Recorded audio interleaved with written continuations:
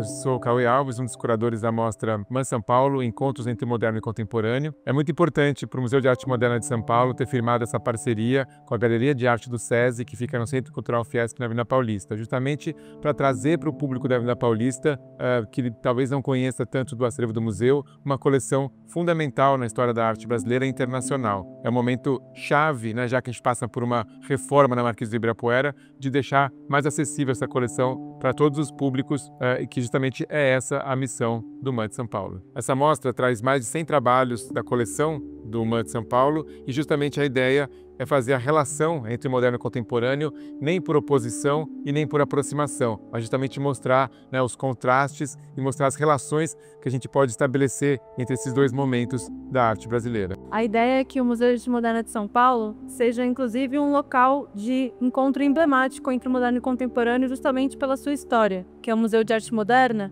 Foi fundado em 1948 e pouco tempo depois perdeu a sua coleção original, que era uma coleção composta por muitos dos grandes artistas e obras-primas do modernismo brasileiro e internacional. Com essa perda do acervo inicial, houve um processo de reconstrução do seu acervo no final dos anos 60, e desde então o MAN construiu um acervo que basicamente possui um grande volume de arte contemporânea, que coloca em xeque a sua vocação de museu de arte moderna. Porém, a proposta da exposição é justamente elucidar que essa problemática, na verdade, é a configuração natural do MAN e de outros museus de arte moderna e de arte contemporânea do Brasil e de fora do Brasil. A arte moderna e a arte contemporânea se confundem em períodos da história, elas não terminam e ir para uma outra começar. O todo acontece meio de maneira paralela e concomitante. Assim como no Museu de Arte Moderna de São Paulo, a coleção que foi renovada apresentou tantos trabalhos já modernistas do começo do século, quanto trabalhos posteriores, mais contemporâneos àquele período.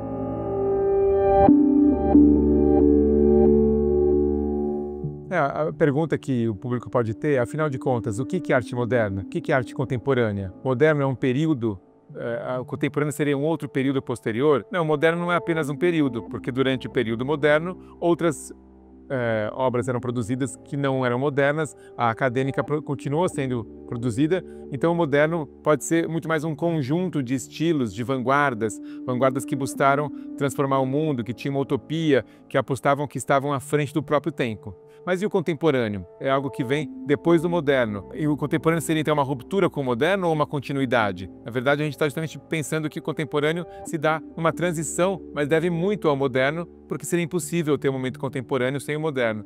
Mas o moderno é um período da história? O moderno é um período onde já não há mais períodos na história? O moderno é um estilo ou o contemporâneo também é um estilo? Ou o contemporâneo talvez seja um momento em que não haja mais estilos na arte, onde tudo pode fazer arte com qualquer material, com qualquer suporte, em qualquer linguagem.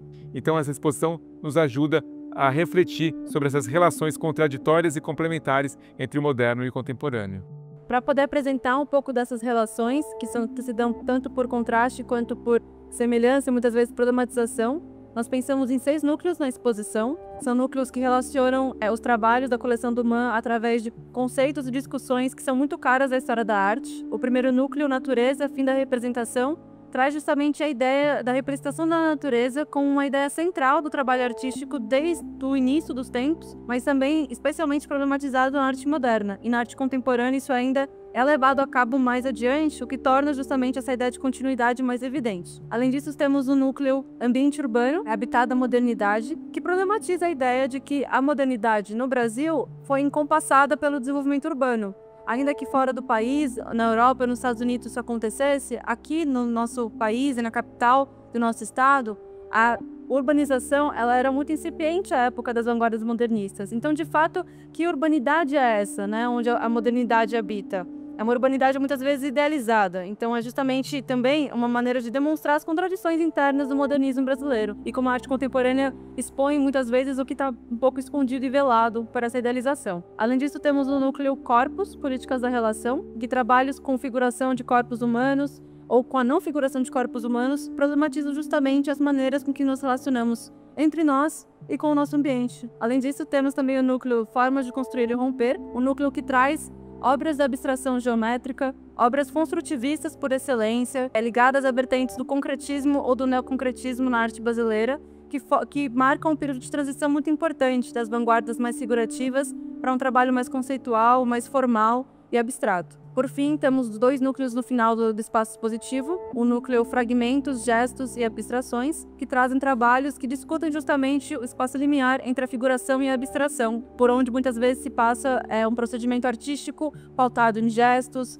na extensividade do corpo, na presença do corpo na obra final. Por fim, temos o núcleo mídias, tradições atualizadas, que trazem trabalhos contemporâneos e modernos que colocam em questão a participação de suportes e mídias, procedimentos técnicos não convencionais na arte, através de imagens e trabalhos que trazem novas maneiras de visualizar e imaginar técnicas clássicas como o desenho, como meios de comunicação tal quais o jornal ou até mesmo o vídeo, misturados com a linguagem poética dos trabalhos artísticos.